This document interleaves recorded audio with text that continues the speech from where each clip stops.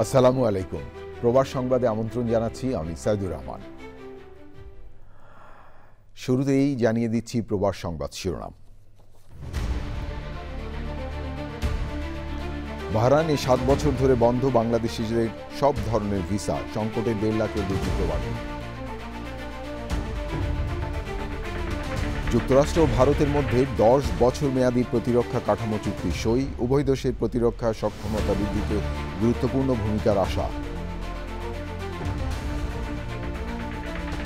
যুদ্ধবিরতির ধারাবাহিকতা রাখতে সম্মত পাকিস্তান ও আফগানিস্তান, কাতার ও তুরস্কের মধ্যস্থতায় 6 নভেম্বর ইস্তাম্বুলে আবারও দুই দেশের প্রতিনিধিদের বৈঠক।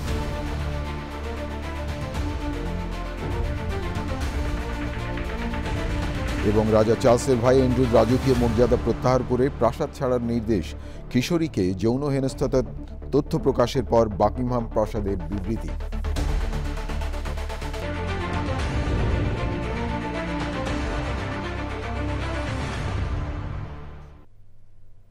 ধন্যবাদ প্রিয় দর্শক আমাদের সাথে যোগ দেওয়ার জন্য। এতক্ষণ সংবাদ শিরোনাম শুনলেন, চলুন যাওয়া যাক পুরো খবরে। আর এখনকার এই সংবাদ আয়োজন একই সঙ্গে চ্যানেল আই ইউটিউব চ্যানেলে এবং চ্যানেল আই ওটিটি প্ল্যাটফর্ম আইস্ক্রিনে লাইভ স্ট্রিম হচ্ছে। বাহরাইনে প্রায় 7 বছর বাংলাদেশিদের জন্য নতুন ওয়ার্ক ভিসা, ফ্যামিলি ভিসা ও ভিজিট ভিসা বন্ধ রয়েছে। এই ভিসা নিষেধাজ্ঞায় দেশটিতে থাকা 1.5 লাখ বাংলাদেশি প্রবাসী চরম সংকটে দিন কাটাচ্ছেন। প্রিয় দর্শক, বাহরাইন থেকে নাজির আহমেদের পাঠানো তথ্য ও ভিডিও চিত্র নিয়ে দেখুন রিয়াজ ইসলামের রিপোর্টটি। বাংলাদেশ দূতাবাসের তথ্য অনুযায়ী 2004 সাল থেকে 2018 সাল পর্যন্ত 3,13,000-এর বেশি বাংলাদেশি বাহরাইনে যান।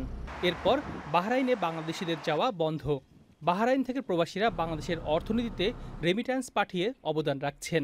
বাহরাইনের অর্থনীতিতেও শ্রম ও ব্যবসার মাধ্যমে ভূমিকা রাখছেন প্রবাসী বাংলাদেশিরা। এরপরও বছরের পর বছর ভিসা বন্ধ থাকায় কর্মসংস্থান, ব্যবসা ও পারিবারিক জীবনে নেমে এসেছে নানা অস্থিরতা। আমি অনেক চেষ্টা করেছি ফ্যামিলি নিয়ে এখানে থাকতে, কিন্তু ভিসা বন্ধ থাকার কারণে তাদেরকে নিয়ে আসতে পারতেছি না। আমার এখানে একটা প্রতিষ্ঠান আছে, বিশ্বস্ত লোক না থাকার কারণে আমি দেশে গিয়ে পর্যন্ত টাইম থাকতে পারতেছি না। দীর্ঘদিন থেকে ফ্যামিলি ভিসা বন্ধ। আমরা চাই যে আসলে বাহরাইন খুব সুন্দর একটি দেশ, এখানে খুব সুন্দরভাবে আমরা ব্যবসা বাণিজ্য করতে পারতে আছি। এখানে আমাদের কোনো ঝামেলা নেই এবং এখানকার আরবিরা খুব ভালো, যারা কর্মী এবং টেইলারে খুব দক্ষ, বুর্গার লাইনে যারা কাজ করে এরা খুবই ভালো, পারদর্শী, এরা ভালো কাজ করতে পারে। বাংলাদেশি ব্যবসায়ীরা জানিয়েছেন নতুন দক্ষ কর্মী না পাওয়ায় ব্যবসা পরিচালনায় সমস্যা হচ্ছে। বাহরাইনে যারা আগে থেকেই রয়েছেন তাদের অনেকেই বয়সের কারণে কিংবা সুযোগের অভাবে দেশে ফিরে যাচ্ছেন। সবাই মিলে বাংলাদেশ সরকারের কাছে বিনীতভাবে অনুরোধ করব যাতে বাহরাইন গভর্নমেন্টের সাথে এবং বাহরাইন সরকারের উচ্চপদস্থ কর্মকর্তাদের সাথে একটি কূটনৈতিক সমঝোতার মাধ্যমে বাংলাদেশের ভিসা খোলার দ্রুত একটি আহ্বান এবং সম্ভাবনা তারা তৈরি করেন।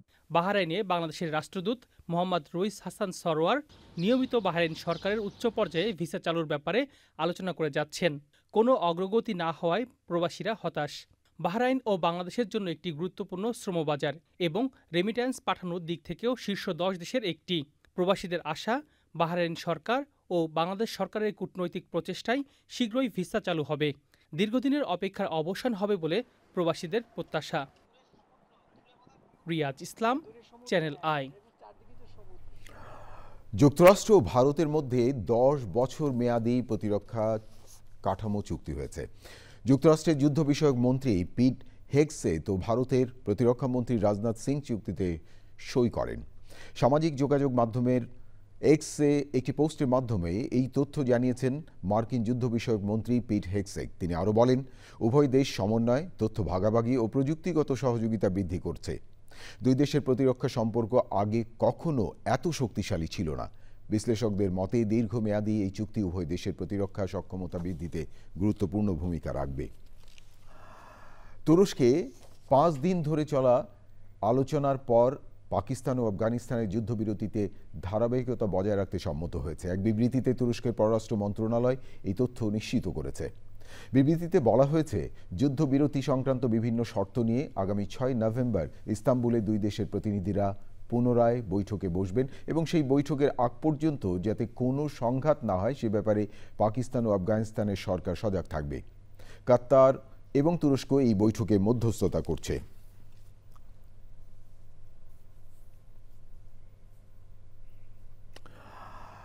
যুদ্ধবিরতি উপেক্ষা করে গাজায় ভয়াবহ হামলা চালানোর একদিন পর ইসরায়েলের কাছে 2 বন্দীর মরদেহ হস্তান্তর করেছে হামাস।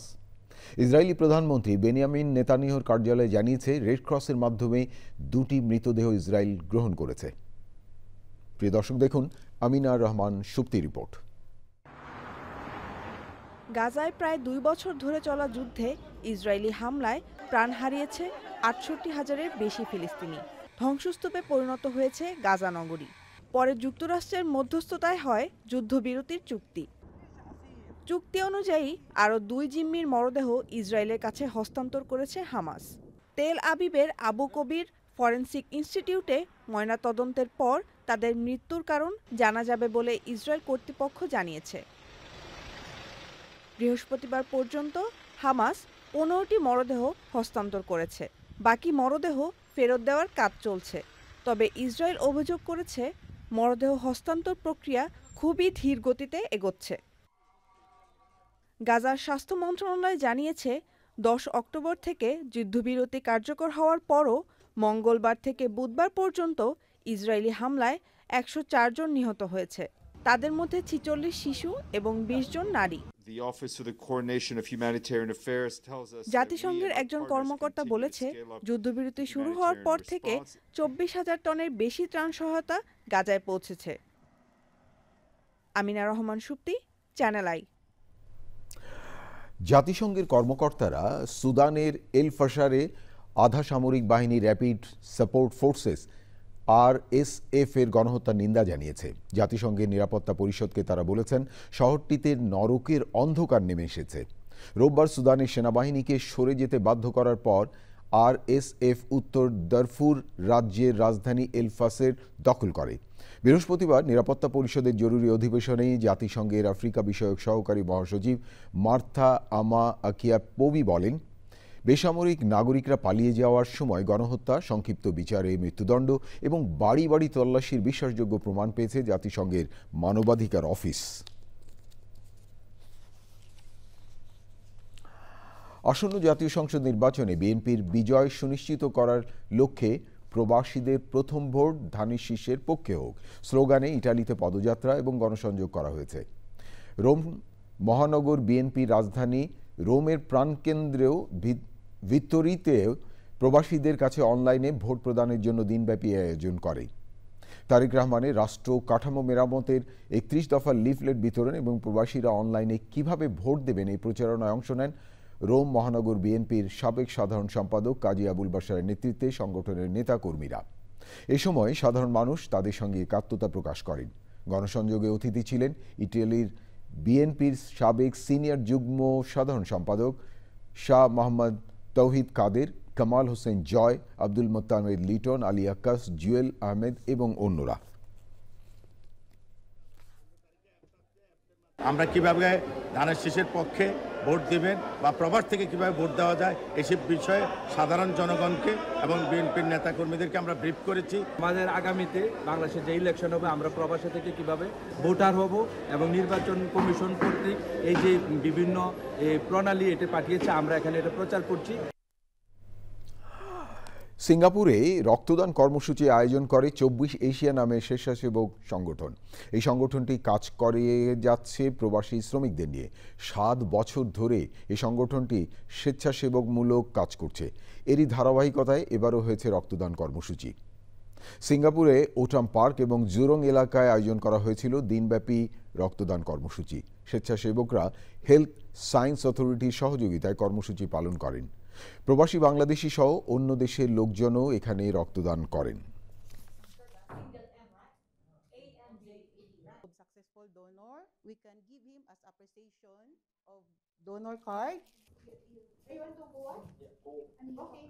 আমরা প্রতি বছর এই ব্লাড ডোনেশন ড্রাইভ করে থাকি সাধারণত 2টা ফেসে 4টা জায়গায় এবং আমরা বিশ্বাস করি যে আমরা যারা সিঙ্গাপুরে বাস করি তাদেরও একটা রোল আছে কমিউনিটিতে গিভ ব্যাক করার, ডোনেট করা। তো বিভিন্ন ইনিশিয়েটিভের মাধ্যমে আমরা সেটা করতে পারি। ব্লাড ডোনেশন হচ্ছে তার মধ্যে একটা।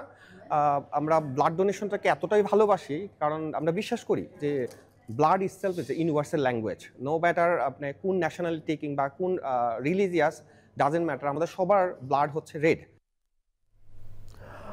কাতারে চট্টগ্রাম সমিতির সভাপতি নির্বাচিত হয়েছেন মোহাম্মদ শাহজাহান এবং সাধারণ সম্পাদক হয়েছেন প্রকৌশলী মনিরুল হক। রাজধানীর দোহায় জাদিদ মধুবন রেস্টুরেন্টে সাংবাদিক সম্মেলনে নবনির্বাচিত আংশিক কমিটি ঘোষণা করেন চট্টগ্রাম সমিতির সদ্যবিদায়ী সভাপতি মোহাম্মদ মুস্তফা কামাল।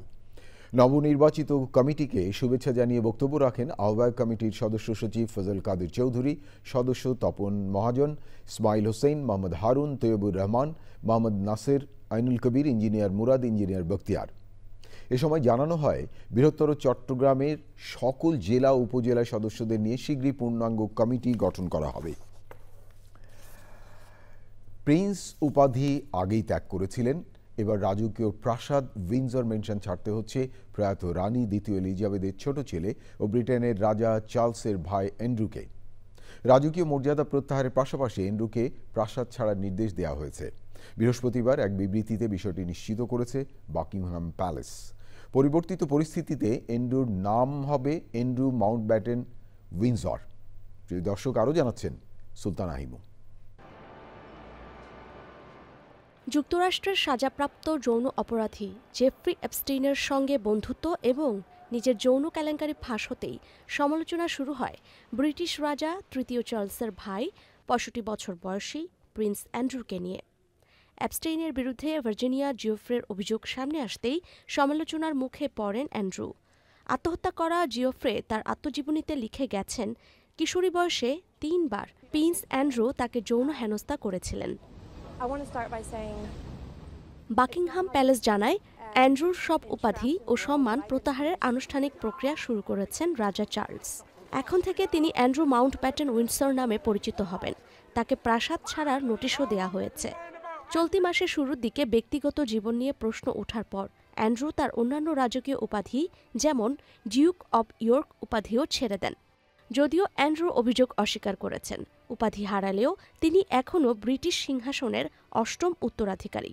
রাজা চার্লসের এই পদক্ষেপে ব্রিটিশ সরকার সমর্থন জানিয়েছে। ব্রিটেনের সর্বশেষ কোনো রাজপুত্রের উপাধি প্রত্যাহার করা হয়েছিল ১৯১৭ সালে।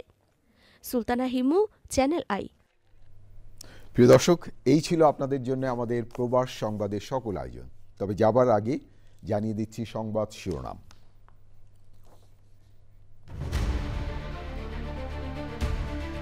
বাহরাইনে ৭ বছর ধরে বন্ধ বাংলাদেশিদের সব ধরনের ভিসা, সংকটে ১.৫ লাখের বেশি প্রবাসী।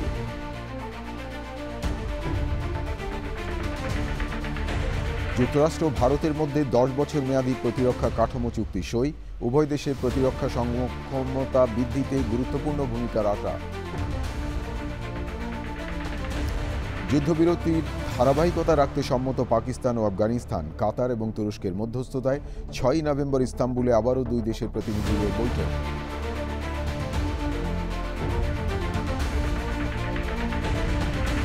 এবং রাজা চার্লসের ভাই অ্যান্ড্রুর রাজকীয় মর্যাদা প্রত্যাহার করে প্রাসাদ ছাড়ার নির্দেশ। কিশোরীকে যৌন হেনস্থার তথ্য প্রকাশের পর বাকিংহাম প্রাসাদের বিবৃতি।